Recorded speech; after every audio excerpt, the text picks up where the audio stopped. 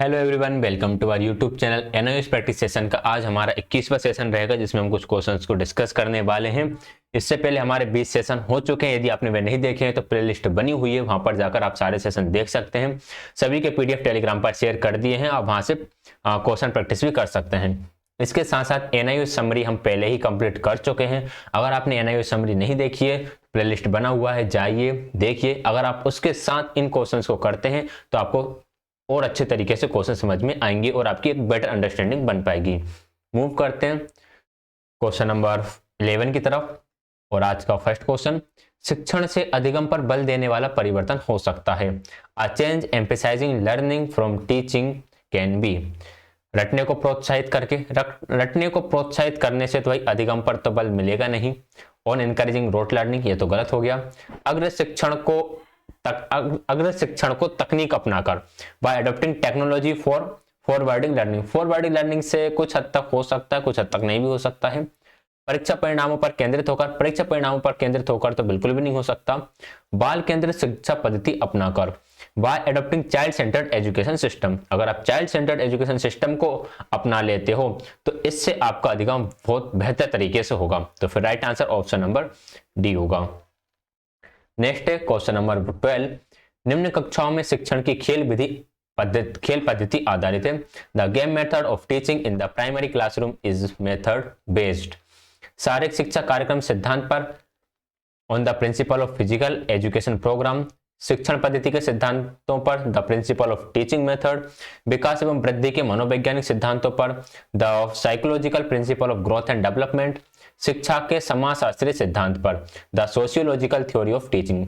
देखिए बुक में तो इसका right answer option number B दिया है, तो मैं अपने अकॉर्डिंग राइट आंसर बता रहा हूं जो मैंने पढ़ा हुआ है कि अदर रिसोर्सेज से। तो वहां पर यह बताया गया कि जो आपकी खेल पद्धति होती है वह वृद्धि एवं विकास के मनोवैज्ञानिक सिद्धांतों पर आधारित होती है, on the psychological principle of growth and development. तो according to me right answer is option number C. Next है अच्छा, इससे पहले हम बात कर लेते हैं मॉक टेस्ट के बारे में। अगर आप टेस्ट सीरीज परचेस करना चाहते हैं या फिर मॉक टेस्ट देना चाहते हैं या फिर अपनी प्रिपरेशन चेक करना चाहते हैं तो आप परीक्षा ऐप पर अपनी टेस्ट सीरीज दे सकते हैं, मॉक टेस्ट दे सकते हैं और आपकी अपनी प्रिपरेशन को चेक कर सकते हैं। यहाँ पर DSSC PRT के पार्ट 1 एंड पार्ट 2 के लिए बेहतरीन टेस्ट डेवलप किए गए हैं। जैसा कि आपका रियल एग्जाम होगा 200 मार्क्स का, उसी प्रकार के आपको यहाँ पर टेस्ट देखने के लिए मिल जाते हैं। यहाँ पर टेस्ट आपको बाइलिंगुअल मिलेंगे और टेस्ट सबमिट होने के बाद आपको हर एक क्वेश्चन का सॉल्यूशन भी दिखाई देगा। आपकी रैंक क्या रही, आपने किस तरह से परफॉर्मेंस करा, वो सारी चीज आपको इस टेस्ट सीरीज में देखने के लिए मिल जाएगी। इसका जो प्राइस है वह 299 है, लेकिन यदि आप इसमें कूपन कोड अप्लाई करते हो DMC50 तो इसका प्राइस 149 हो जाता है। यह सिर्फ आज के लिए है। कल यानी कि 1 मार्च से ये जो टेस्ट सीरीज है, जो 299 वाली टेस्ट सीरीज आपको 349 की पड़ेगी और डिस्काउंट के बाद यह आपको 175 की पड़ने वाली है। तो अभी इस पर लगभग 50 रुपीज लेस है, तो आप चाहें तो जल्दी से जाकर इसे परचेस कर सकते हैं। 50% ऑफ मिल रहा है आपको डायरेक्ट ये कूपन कोड अप्लाई करने के बाद। परीक्षा ऐप को डाउनलोड करने के लिए लिंक डिस्क्रिप्शन में दिया हुआ है, उस वहां पर आपको डाउनलोड करना है। डाउनलोड करने के बाद स्टेट में दिल्ली सिलेक्ट करना है। दिल्ली स्टेट सिलेक्ट करने के बाद आप टेस्ट में जब जाओगे तो वहां पर DSSB के बहुत सारे टेस्ट आपको देखने के लिए मिल जाते हैं, जैसे TGT, PGT और आपके जो स्पेशल एजुकेशन है, NTT वगैरह है, वो सारे। उसी में आपको DSSB PRT भी देखने के लिए मिल जाएगा, उसे सिलेक्ट करना है। वहां पर आपको एक डेमो टेस्ट मिलेगा। एक डेमो टेस्ट देकर आप ये चेक कर सकते हैं कि किस तरह की टेस्ट सीरीज यहाँ पर डेवलप की गई है। वह डेमो टेस्ट सभी के लिए फ्री है, वह कोई भी दे सकता है, तो वह टेस्ट तो आपको देना ही है। साथ के साथ आपको टेस्ट सीरीज भी ज्वाइन करना है और अपनी प्रिपरेशन को और स्ट्रॉन्ग भी बनाना है। तो डाउनलोड कर लीजिएगा इस ऐप को और अपनी टेस्ट सीरीज दीजिएगा और परचेस करते टाइम कूपन कोड यूज करने का जरूर ध्यान रखिएगा। तो बढ़ेंगे अब हमारे क्वेश्चन की तरफ। क्वेश्चन नंबर 13 है, एक छोटा बच्चा भूतकाल में समान परिस्थिति में उसके द्वारा की गई प्रतिक्रिया के आधार पर नवन परिस्थिति पर प्रतिक्रिया देता है। मान लो कोई सिचुएशन उसके साथ पास्ट में घटित हुई, ठीक है, अब वैसी सिचुएशन दोबारा से आई तो जो प्रतिक्रिया उसने उस टाइम पे दी थी वही प्रतिक्रिया वह अब दे रहा है, यानी रिस्पॉन्स सेम है। रिस्पॉन्स सेम क्यों है? क्योंकि सिचुएशन सिमिलर है, सिमिलर सिचुएशन उसके साथ होती है। तो ये किससे जुड़ा हुआ है? अधिगम के समरूपता का सिद्धांत, the homogeneity of law of homogeneity of learning, प्रभाव का नियम, अभिवृद्धि का नियम, तत्परता का नियम। लॉ ऑफ इन्फ्लुएंस या लॉ ऑफ इफेक्ट कह सकते हैं, law of attitude and law of readiness. देखिए थॉर्नडाइक ने जो नियम दिए थे, तो प्राइमरी लॉ थे वो 3 थे जिसने हम मुख्य नियम कहते हैं, और बाकी 5 या 6 उन्होंने गौण नियम भी दिए थे। तो जो गौण नियम दिए थे उसी में एक आता है आपका समरूपता का नियम। समरूपता का नियम यह कहता है कि जब आपके सामने सेम सिचुएशन दोबारा आती है तो आप उसी तरह उसका रिस्पॉन्स करते हो, और काफी बेहतर रिस्पॉन्स करते हो, अच्छी तरीके से करते हो, जल्दी रिस्पॉन्स कर लेते हो, या कह सकते हैं हम जल्दी ही उसका समाधान निकाल लेते हो। तो इसे हम कहते हैं समरूपता का नियम, लॉ ऑफ होमोजेनिटी। तो ऑप्शन नंबर ए इसका राइट आंसर रहेगा। क्वेश्चन नंबर 14, एक समूह परिस्थिति में एक विद्यार्थी का कार्य, work of student in a group situation, group situation में बच्चे का कार्य क्या होगा? दूषित होगा, वही रहेगा, उन्नत होता है, या इनमें से कोई नहीं? तो हम कह सकते हैं जब भी बच्चा ग्रुप्स में काम कर रहा होता है तो ग्रुप्स में काम करने का मेन बेनिफिट यह है कि बच्चे एक दूसरे के से सीख रहे होते हैं, बच्चे एक दूसरे से आपस में सीख रहे होते हैं, तो इससे बच्चों का जो कार्य होता है वह और ज्यादा उन्नत हो जाता है, एडवांस हो जाता है, कोई कमी रह जाती है तो दूसरा उसे पूरी कर देता है। Option number C right answer हो जाएगा। क्वेश्चन नंबर 15 है, एक शिक्षक के लिए व्यक्तिगत मतभेद का ज्ञान आवश्यक है। Knowledge of individual difference is essential for a teacher. अच्छे वर्ग के संचालन के लिए कह सकते हैं कि क्लास के अच्छे संचालन के लिए भाई उसे इंडिविजुअल डिफरेंस का पता होना चाहिए। अच्छे लक्षणों का विकास करने के लिए भी कह सकते हैं, अगर अच्छे लक्षण विकसित करना है तो पता होना चाहिए। शिष्ट को प्रकट करने के लिए ये कुछ समझ में नहीं आ रहा तो इसे हम छोड़ देते हैं। मार्गदर्शन और परामर्श देने के लिए ये भी सही है। अब तीनों के तीनों ही सही है, सी हमें थोड़ा समझ में नहीं आया। अब इसमें से हम राइट आंसर क्या करेंगे? देखिए एक टीचर का मेन काम होता है क्लास में पढ़ाना। अब उसको पढ़ाने के लिए क्लास का अच्छी तरीके से संचालन हो यह इंपॉर्टेंट होता है। इसके लिए उसे व्यक्तिगत जो मतभेद है, मतभेद कह सकते हैं या फिर हम विभिन्नताएं कह सकते हैं, इंडिविजुअल डिफरेंसेस कह सकते हैं, इसका पता होना जरूर है। अगर इनका पता होगा तभी वह विभिन्न शिक्षण विधियों का उपयोग करेगा, अपने पाठ को एक्सप्लेन करने के लिए विभिन्न तरीकों का प्रयोग करेगा, टीएलएम का प्रयोग करेगा, तो क्लास का अच्छे तरीके से संचालन हो पाएगा। So right answer is option number A. Next है क्वेश्चन नंबर 16, अधिगम प्रक्रिया में अभिप्रेरणा, motivation in the learning process, शिक्षार्थी की स्मरण शक्ति को तीक्ष्ण करती है, sharpness the memory of the learner, पुराने अधिगम से नवीन अधिगम को भिन्न करता है, differentiate new learning from old learning, शिक्षार्थी को एक ही दिशा में विचार करवाती है, making the learner think in one direction, तरुण शिक्षार्थियों के बीच अधिगम को रुचिकर बनाती है, making learning interesting among young learners. देखिए मोटिवेशन करता क्या है, आप पढ़ रहे हो लेकिन अगर आपका उसमें इंटरेस्ट नहीं है तो आप नहीं पढ़ पाओगे, लेकिन जब आप मोटिवेट होते हो तो आपका उसमें इंटरेस्ट आ जाता है और फिर आप बहुत बेहतरीन तरीके से उस काम को करते हो। तो मोटिवेशन जो होता है ये आपकी जो लर्निंग है इसको इंटरेस्ट बना देता है, या इसमें आपका इंटरेस्ट जनरेट कर देता है। स्मरण शक्ति होगा नहीं, भिन्न करना होगा नहीं, एक ही दिशा में विचार करने के लिए तो बल देगा ही नहीं। तो right answer is option number D. Next है क्वेश्चन नंबर 17, अधिगम को बेहतर बनाया जा सकता है यदि, learning can be improved if, learning को कब बेहतर बनाया जा सकता है? वास्तविक जगत की परिस्थितियों को कक्षा में लाया जाए जिसमें छात्र एक दूसरे से परस्पर संवाद करें तथा शिक्षक इसे सुगम बनाए। तो ये बिल्कुल ठीक है।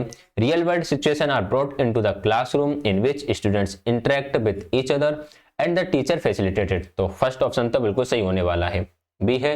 कक्षा में अधिक से अधिक सहायक सामग्री का प्रयोग करें, हाँ इससे भी बेहतर बन सकता है, आप ज्यादा से ज्यादा टीएलएम का यूज कर रहे हो। शिक्षक अलग अलग किस्मों के व्याख्यान एवं स्पष्टीकरण का प्रयोग करें, व्याख्यान वगैरह से तो बिल्कुल भी नहीं होगा। कक्षा में सर्वाधिक जांच परीक्षाओं पर उपेक्षित ध्यान दिया जाए, जांच परीक्षाओं पर ज्यादा ध्यान देने से भी काम नहीं चलेगा। काम कैसे चलेगा? जब आप रियल वर्ल्ड सिचुएशन को क्लास में लेकर आ रहे हो जिनके साथ स्टूडेंट्स इंटरेक्ट कर रहे हैं और टीचर फैसिलिटेट कर रहा है, तो सारी चीजें आ गई इसमें, बच्चों का इंटरेक्शन भी आ गया, रियल वर्ल्ड की सिचुएशन भी आ गई और टीचर फैसिलिटेट भी कर रहा है। So right answer is option number A. Question number 18 है, एक पाठशाला बच्चों के लिए यथार्थ रूप से दूसरा घर बनेगी यदि, दूसरा घर बनेगी यदि, a school will become a true second home for children if, इनका पर्यावरण घर के सदृश होगा, the environment will be like that of home, कह सकते हैं अगर घर जैसा एनवायरमेंट होता है तो बच्चों को पढ़ने में थोड़ा आसान नहीं होता है। पाठशाला के पर्यावरण में भोजन भी दिया जाता है, तो ये तो एक छोटी मोटी बातें हो गई, मतलब कि नैरो सेंस में चला गया ये। वे बच्चों के सर्वांगीण विकास में मदद करता है, ये ज्यादा सही है, क्योंकि घर पर बच्चों का हर तरह से विकास हो रहा होता है, कॉग्निटिव डेवलपमेंट भी हो रहा होता है, उनका फिजिकल डेवलपमेंट भी हो रहा होता है, मेंटल भी हो रहा होता है, इमोशनल भी हो रहा होता है, सोशल डेवलपमेंट भी हो रहा होता है, हर तरह का डेवलपमेंट हो रहा है। पढ़ने की शिक्षा जागृत करना तो कोई खास है नहीं। तो जो ब्रॉड सेंस की बात कर रहा है वो तो आपका ऑप्शन नंबर सी ही कर रहा है। So correct answer is option number C. It help in the all round development of the children. तब हम कह सकते हैं कि जो पाठशाला है बच्चों का दूसरा घर बन सकती है। क्वेश्चन नंबर 19, सृजनात्मक उत्तरों की आवश्यकता होती है।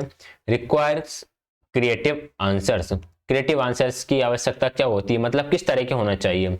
प्रत्यक्ष शिक्षण एवं प्रत्यक्ष प्रश्नों की direct learning and direct questions विषय वस्तु आधारित तो होंगे नहीं, इससे तो क्रिएटिविटी जनरेट ही नहीं होगी। खुले विकल्प वाले क्वेश्चन आपके हो सकते हैं, ओपन चॉइस क्वेश्चंस। एक अति अनुशासित कक्षा में भी क्रिएटिविटी जनरेट नहीं हो सकती है। So right answer is option number C, खुले विकल्प वाले प्रश्नों की। नेक्स्ट है क्वेश्चन नंबर 20, छात्र के अधिगम्य अंतराल का निदान निम्नलिखित के बाद करना चाहिए। The gap in students learning should be diagnosed after. अब अधिगम्य अंतराल का निदान आप कब करेंगे। उचित उपचारात्मक उपाय, हाँ ये कह सकते हैं, रेमेडियल के बाद आप डायग्नोस करते हैं। सघन अनुप्रयोग एवं अभ्यास तो होगा नहीं, ज्यादा एप्लीकेशन होगा नहीं। व्यवस्थित सभी पाठों को दोहराने से भी काम नहीं चलेगा। निष्कर्षों से शिक्षार्थी तथा अभिभावकों को अवगत कराना, तो अभिभावकों को अवगत कराने का भी मतलब कुछ ठीक है लेकिन इतना ज्यादा सही है नहीं है। तो एप्रोप्रिएट रेमेडियल मेजर्स, ये हम कह सकते हैं कि उचित उपचारात्मक उपाय के बाद आपको उनका निदान करना होता है। सॉरी, निदान के बाद आपको उपचार करना होता है, माफ कीजिएगा। अंतराल का निदान के बाद आपको क्या करना है, उपचारात्मक करना है। अगर इस क्वेश्चन की लैंग्वेज की तरफ चले तो क्वेश्चन की लैंग्वेज के अकॉर्डिंग छात्र की अधिगम्य अंतराल का निदान उचित उपचारात्मक उपाय के बाद करना चाहिए। हाँ ये भी ठीक है, उपचारात्मक उपाय लेकर आओगे फिर आप उसको निदान कर दोगे, तो ये भी सही है।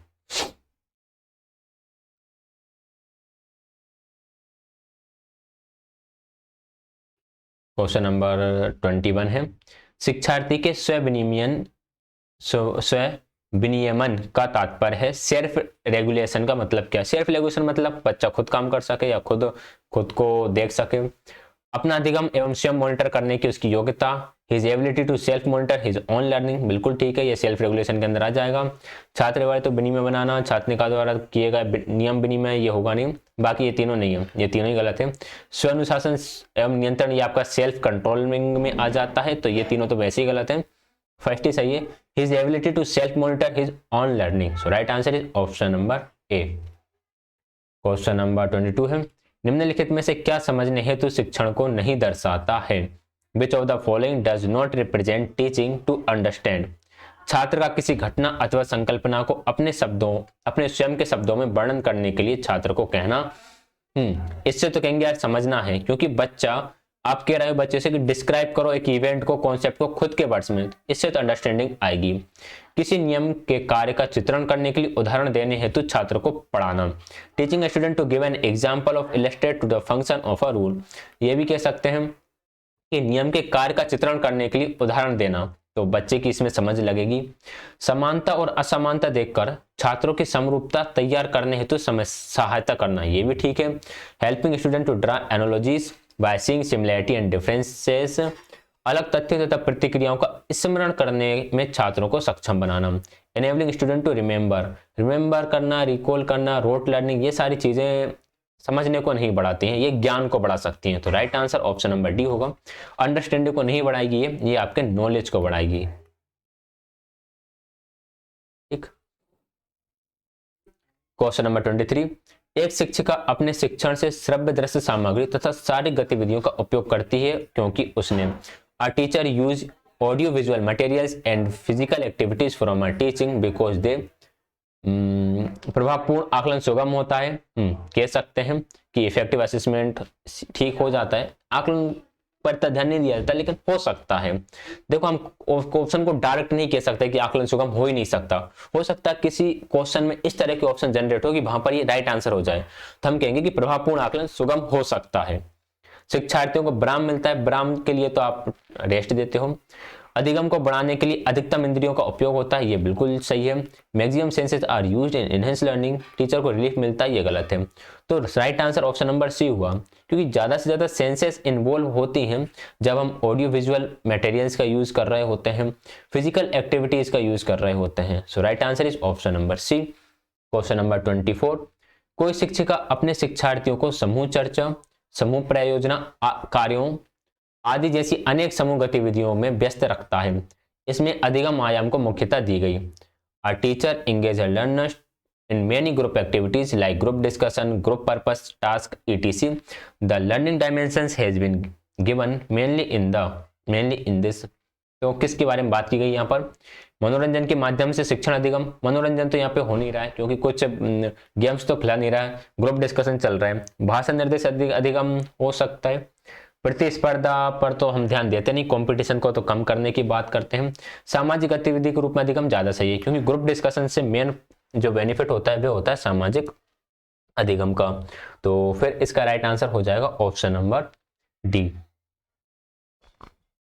नेक्स्ट है क्वेश्चन नंबर 25, एक चयनित प्रतिक्रियात्मक प्रश्न को छात्रों द्वारा की आवश्यकता होती है। A select reactionary questions requires by the student. सही जवाब निर्माण करने, कई संभावनाओं से सही उत्तर निर्माण करने, सही जवाब पहचानने और सही जवाब को विस्तृत करने। एक चयनित प्रतिक्रियात्मक प्रश्न, देखो ये वर्ड इतना खतरनाक लिखा हुआ है, इसका मतलब है MCQs, ठीक है, मल्टीपल चॉइस क्वेश्चंस। अब मल्टीपल चॉइस क्वेश्चंस जो होते हैं जिन्हें हम कहते हैं ऑब्जेक्टिव टाइप क्वेश्चन, जिसमें एक क्वेश्चन होता है और उसके आपके 4 ऑप्शन होते हैं, ठीक है। यहाँ पर क्या पहचाना जाता है? सही जवाब निर्माण तो यहाँ पर कर नहीं रहे, संभावनाओं का निर्माण भी नहीं हो रहा है, विस्तृत तो कर ही नहीं रहे, हमें तो सिर्फ एक आंसर सही बताना है। यहाँ पर ध्यान दिया जाता है सही जवाब को पहचानने का, रिकॉग्नाइजिंग द करेक्ट आंसर्स। तो right answer is option number C. Next है क्वेश्चन नंबर 26, सहज अवधारणाओं पर छात्रों के अधिग्रहण का परिणाम है और अध्ययन वैज्ञानिक अवधारणाओं पर उनके अधिग्रहण का परिणाम है। Blank is the result of students' acquisition to intuitive concepts and blank study is the result of their acquisition or scientific concepts। देखिए, जो सहज अवधारणाएं बच्चों के अंदर आती हैं वे आती हैं उनके अनुभव के माध्यम से। तो पहले वाले में तो अनुभव आ जाएगा, यानी कि जिसे हम कह सकते हैं एम्पेरिकल नॉलेज, ठीक। और बाद में जो वैज्ञानिक अवधारणाएं आती हैं वे होते हैं सैद्धांतिक, यानी कि वे होंगे थियोरिटिकल। तो right answer option number C हो जाएगा। फर्स्ट में अनुभवजन्य आएगा और सेकंड में सैद्धांतिक आएगा। नेक्स्ट है क्वेश्चन नंबर 27, निम्नलिखित में से किस धारणा के माध्यम से वाइगोत्स्की के सिद्धांत को मानव मध्यस्थ की भूमिका में परिभाषित किया गया है? Through which of the following concepts Vygotsky theory of the role of human mediator is defined. Human as a mediator है, ये कौन सा ऑप्शन सही इसको परिभाषित करेगा या सही इस तरीके से डिफाइन करेगा? प्रत्येक मनोवैज्ञानिक कार्य विकास में 2 बार दिखाई देता है, एक लोगों के बीच वास्तविक बातचीत के रूप में और दूसरा इस कार्य के आंतरिक समावेशन के प्रारूप के रूप में। Every psychological function appears twice in development, one in the form of actual interaction between people and the other in the form of internal inclusion of this function. देखिए होता क्या है कि पहले बच्चे दूसरों के जो व्यक्ति होता है वह पीपल्स के साथ इंटरेक्शन करता है, फिर वह इंटरनल मीन्स उसको अंदर समाहित कर लेता है और खुद ही इंटरेक्ट कर रहा होता है, यानी ब्रेन अंदर ही अंदर चीजें चल रही होती हैं। तो यहीं पर इन्होंने बताया कि जो ह्यूमन होता है वह मेडिएटर होता है। राइट आंसर ऑप्शन नंबर ए हो जाएगा। नेक्स्ट क्वेश्चन नंबर 28, शिक्षार्थियों के संज्ञानात्मक कौशल को विकसित करने के लिए कॉलिन्स द्वारा निम्नलिखित में से किन रणनीतियों को प्रस्तावित किया गया? Which of the following studies have been proposed by Collins to develop the cognitive skill of learners? देखिए कॉलिन्स ने दी थी 6 स्किल्स, कितनी? 6 दी थी, लेकिन यहाँ पर तो 3-3 के जोड़े दिए हुए हैं। अगर आपको सिर्फ यही पता है कि 6 स्किल दी थी तो आप right answer option number D लगा दोगे, ए एंड सी, क्योंकि टोटल 6 दी हुई है ना। जो स्टार्टिंग के 3 थी वे थी मॉडल, कोचिंग, स्कैफोल्डिंग, और इसके बाद वाली जो 3 थी वे थी अभिव्यक्ति, प्रतिबिंब और अन्वेषण। Modelling, coaching, scaffolding and articulation, reflection and exploration. So right answer is option number D. ये लिखी हुई है 6 टीचिंग मेथड, जिसमें आपका आएगा modelling, coaching, scaffolding, articulation, reflection and exploration. Next question की तरफ मूव करते हैं। क्वेश्चन नंबर 29, निजी अनुभवों की हमारी स्मृति को कहा जाता है। Our memory of personal experiences is called. हमारे जो पर्सनल एक्सपीरियंसेस होते हैं उसकी जो मेमोरी होती है उसे क्या कहेंगे? प्रतिक्रियात्मक, अर्थ स्मृति, दीर्घकालिक या फिर प्रासंगिक स्मृति। देखो, जो हमारे निजी अनुभव होते हैं, जो हमारे पर्सनल एक्सपीरियंसेस होते हैं, इन्हें हम बोलते हैं episodic memory. Right answer option number D हो जाएगा। दीर्घकालिक स्मृति वो होती है जो आपके दिमाग में हमेशा के लिए रह जाती है, यानी आपके बहुत सारे ऐसे एक्सपीरियंसेस जो आप कभी नहीं भूल पाते, तो वह दीर्घकालिक में चली जाती है। यहाँ पर प्रक्रियात्मक स्मृति को ध्यान रखिएगा, इसमें आपका जाता है जैसे कि हम कह सकते हैं साइकिल चलाना। अब आपने एक बार साइकिल चलाना सीख ली और आप कई सालों से चला रहे हो, तो क्या आप साइकिल चलाना कभी भूल सकते हो? तो आप नहीं भूल सकते। ये प्रक्रियात्मक स्मृति, अगर आप किसी को सिखाओ तो आप उसे नहीं बता सकते कि इसको एग्जैक्ट आपके माइंड में क्या चल रहा होता है, तब आप इसे चला रहे होते हो। तो कुछ ऐसी हैबिट्स होती हैं जो हम डे टू डे लाइफ में करते रहते हैं, जो हमारे अनकॉन्शियस माइंड में चली जाती हैं, फिक्स हो जाती हैं, तो वे आती हैं आपकी प्रतिक्रियात्मक स्मृति के अंदर। इसका right answer option number D होगा। जो हमारे पर्सनल एक्सपीरियंसेस होते हैं वो एपिसोडिक मेमोरी के अंदर आएंगे। क्वेश्चन नंबर 30, शिक्षण की नवीन पद्धति कौन सी है जिसमें छात्र खुद से सीख सकते हैं? What are the innovative method of teaching in which student can learn on their own? देखिए, अगर हम ऐसी पद्धति की बात करें जिसमें छात्र खुद सीख रहे हैं तो वह तो मेरे हिसाब से ह्यूरिस्टिक मेथड होना चाहिए। ऑप्शन नंबर डी, अनुमानी विधि। बुक में इसका राइट आंसर निर्देशित विधि दिया हुआ है, किस हिसाब से दिया हुआ है कुछ अता पता नहीं, बट हम कह सकते हैं कि यार ह्यूरिस्टिक मेथड में ही बच्चा अन्वेषण करता है, नई नई चीजों को एक्सप्लोर कर रहा होता है, तो डी करेक्ट आंसर होगा। क्वेश्चन नंबर 31, छात्रों के अधिग्रहित ज्ञान के परीक्षण हेतु जिस तकनीक का प्रयोग किया जाता है क्या कहलाता है? Is technique which is use to test acquired knowledge of the student is called. बच्चों ने जो नॉलेज एक्वायर किया है अब उसे टेस्ट करना है, तो इस मेथड को हम क्या बोलेंगे? तो जिस विधि का यूज बच्चे के ज्ञान के परीक्षण के लिए किया जाता है उसे हम बोलते हैं मूल्यांकन विधि, यानी कि इवेल्युएशन मेथड। नेक्स्ट है क्वेश्चन नंबर 32, समस्या निवारण विधि के जनक कौन है? Who is the father of trouble shooting method, या फिर जिसे हम कहते हैं प्रॉब्लम सॉल्विंग मेथड। तो प्रॉब्लम सॉल्विंग मेथड दी हुई है जॉन डीवी के द्वारा। Option number A correct answer हो जाएगा। और भी आपको आंसर कहीं कहीं अलग अलग मिल सकते हैं, बट जॉन डीवी इसका राइट आंसर होगा अगर हम बाकी ऑप्शंस की तरफ जाएं तो। क्वेश्चन नंबर 33, उपचारात्मक शिक्षण का क्या उद्देश्य है? What is the purpose of remedial teaching? Remedial teaching का मेन पर्पस ऐसा होता है कि बच्चों की सीखने में जहां भी कमी रह गई है उस कमी को भरना। शायद ये क्वेश्चन रिपीट हो गया है, इसका right answer option number C था। Teaching a language that is not taught properly, जिस भाषा को सही तरीके से नहीं पढ़ाया गया उसे दोबारा से पढ़ाओ, तो यही होता है रिमेडियल टीचिंग में। 34, अंग्रेजी की जांच में छात्रों का प्रदर्शन काफी खराब रहा, शिक्षक को इसकी जांच के लिए करना चाहिए। The performance of students in the test of English was very poor, what should the teacher do to check it? तो टीचर इसे चेक करने के लिए क्या करेगा? भाई, बच्चों का प्रदर्शन खराब रहा तो कमी कहाँ रह गई है, इसके लिए क्या करते हैं? इसके लिए हम नैदानिक परीक्षण करते हैं, रेमेडियल टेस्ट करते हैं। तो option number A correct answer होगा। नेक्स्ट है क्वेश्चन नंबर 35, एक शिक्षक नए पाठ को पढ़ाने से पहले छात्रों के साथ सामान्य बातें करते हैं, इस गतिविधि का क्या उद्देश्य है? A teacher talk to students in general before teaching a new lesson, what is the purpose of this activity? तो इस एक्टिविटी का हमें बताना है पर्पस क्या होगा। छात्रों का ध्यान भटकाना, ध्यान भटकाना तो कोई पर्पस होता नहीं। छात्रों को और अधिक प्रोत्साहित करना बिल्कुल हो सकता है। टू इनकरेज द स्टूडेंट्स मोर, बच्चों को इनकरेज करना, उनकी क्यूरियोसिटी बढ़ाना सब्जेक्ट को लेकर, तो टीचर्स चैप्टर से पहले कुछ डिस्कशन कर लेता है। यह शिक्षक के कार्य की बोझ को कम करता है, तो ये गलत है। छात्रों को नए पाठ पढ़ाने से पहले अनुशासित करना कह सकते हैं, लेकिन इतना कुछ खास नहीं है, बी ज्यादा सही है। टू एनकरेज द स्टूडेंट्स मोर, छात्रों को और अधिक प्रोत्साहित करना। क्वेश्चन नंबर 36, किसी खास जानकारी हेतु किसी खास पैरा को तेजी से पढ़ना क्या कहलाता है? What is known as fast reading of a particular paragraph for specific information?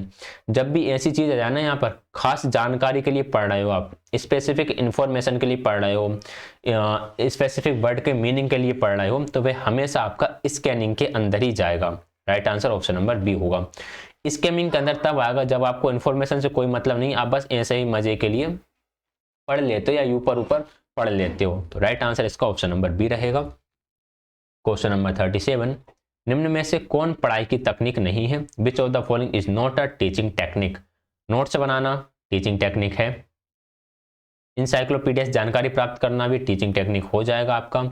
Dictionary का प्रयोग करना भी आपका टीचिंग टेक्निक है, या फिर हम कह सकते हैं कि इन्हें पढ़ाई की जगह हो सकता है रीडिंग होता, पढ़ने की टेक्निक नहीं है। तो हम कह देते हैं कि रिपोर्ट लिखना एक पढ़ने की टेक्निक नहीं है, क्योंकि ये राइटिंग के अंदर चला जाएगा। बट बुक में क्वेश्चन इस तरह से लिखा हुआ था, तो ये कुछ कंफ्यूजन है बुक्स के अंदर, यार वर्ड्स कुछ लिखा हुआ है, फिर हमें ऑप्शंस के अकॉर्डिंग उसे समझकर आंसर देना पड़ता है। लेकिन नोट्स बनाने में पढ़ाई लगेगी, आपकी जानकारी प्राप्त करने के लिए पढ़ना पड़ेगा। डिक्शनरी का प्रयोग करते टाइम भी आपको पढ़ना होता है, लेकिन रिपोर्ट्स लिखते टाइम आपकी राइटिंग चल रही होती है। तो राइट आंसर यहाँ पर ऑप्शन नंबर सी होगा इस तरह से। क्वेश्चन नंबर 38, वैसा छात्र जो अपने समूह और स्कूल के प्रति आक्रोशित हो जाता है, तो ऐसे छात्र को आवश्यकता होती है।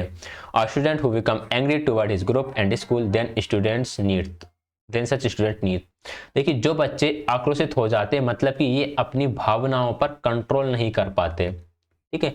अपनी फीलिंग्स को कंट्रोल करने के लिए हमें इनके किस क्षेत्र पर ध्यान देना होगा, हमें इनके प्रभावित क्षेत्र पर ध्यान देना होगा, इनके अफेक्टिव डोमेन पर ध्यान देने की आवश्यकता है। तो right answer option number D हो जाएगा। क्वेश्चन नंबर 39, शिक्षकों को यह सलाह दी जाती है कि वे छात्रों को ग्रुप में पढ़ाएं ताकि वो पढ़ाई के अलावा कुछ सीख सकें। क्या सीख सकें? Teacher are advise to teach student in groups so that they can learn apart from study. तो वे अपने ग्रुप में पढ़ाई के साथ साथ सामाजिकता भी सीख सकें, सोशियबिलिटी भी सीख सकें। इसलिए हमें कहते हैं कि बच्चों को ग्रुप में पढ़ाओ, ताकि जो सामाजिकरण है उनका वह भी अच्छे तरीके से हो सके। क्वेश्चन नंबर 40, उप शिक्षक के रूप में भविष्यवाणी के साथ क्या जुड़ा हुआ है? Prediction as a teacher is associated with. अगर हम इस क्वेश्चन की बात करें तो ये एक स्टेटमेंट उठा के दे दिया गया है NIOS से। इसका अगला पिछला हमें पता नहीं है, डायरेक्ट क्वेश्चन दे दिया है, वहां पर ये जुड़ा हुआ था पढ़ने के साथ। तो राइट आंसर वहां से ऑप्शन नंबर डी हो जाएगा, कि उप शिक्षक के रूप में हम पढ़ते हैं ताकि हम और अच्छे बन सकें, ठीक है, और अच्छे हमें हमारे अंदर निखार आ सके, कुछ हमारे ज्ञान को हम विस्तृत कर सकें। तो कह सकते हैं उप शिक्षक के रूप में भविष्यवाणी के साथ जुड़ा हुआ है पढ़ना। अगर हम अच्छे से पढ़ेंगे तो हम इसकी भविष्यवाणी कर सकते हैं कि हम अच्छे शिक्षक बन सकते हैं। तो right answer option number D होगा। तो ये थे आज के क्वेश्चंस। आप चाहें तो टेलीग्राम चैनल ज्वाइन कर सकते हैं, सोशल मीडिया हैंडल पर फॉलो कर सकते हैं, वीडियो को लाइक शेयर, चैनल को सब्सक्राइब कर दीजिएगा। एंड अगर आपको किसी क्वेश्चन में डाउट रहता है तो आप उसके लिए कमेंट भी कर सकते हैं। कोई भी डाउट हो वह भी आप अपनी कमेंट्स में पूछ सकते हैं। क्लास देखने के लिए आप सभी का बहुत बहुत धन्यवाद।